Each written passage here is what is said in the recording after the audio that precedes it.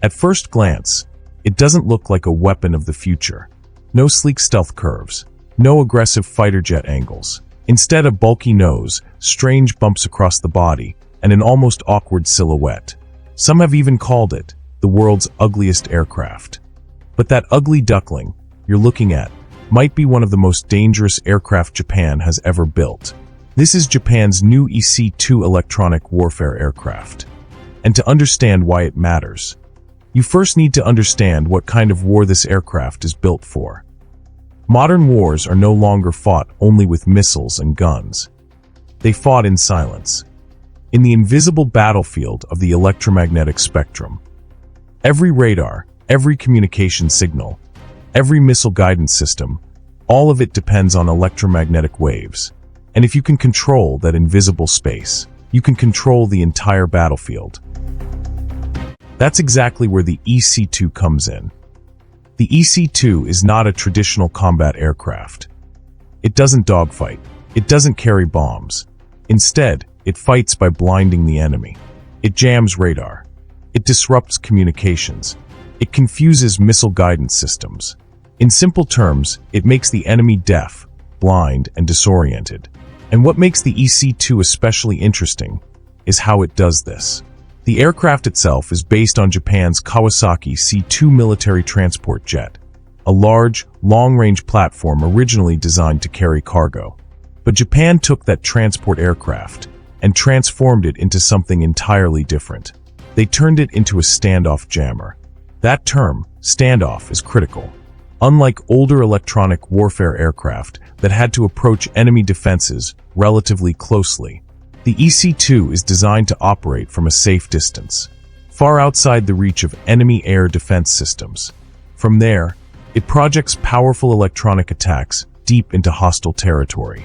So instead of risking itself near enemy missiles, it fights from the shadows. Now let's talk about that unusual design, because that ugly look is not accidental.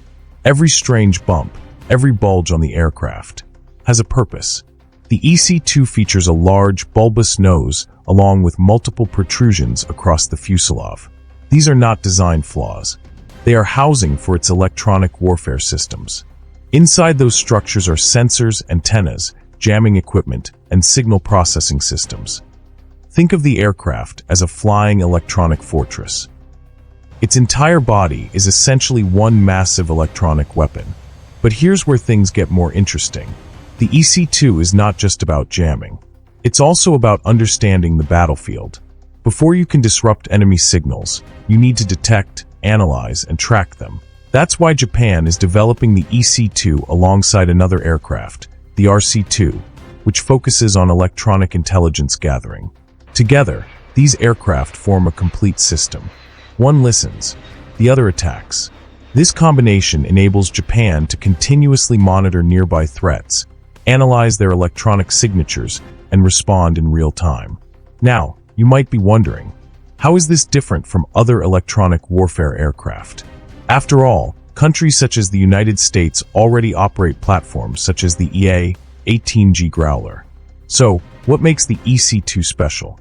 The answer lies in scale, endurance, and independence. First, scale.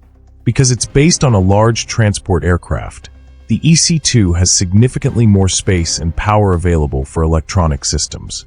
More antennas, more processors, more energy for high-powered jamming.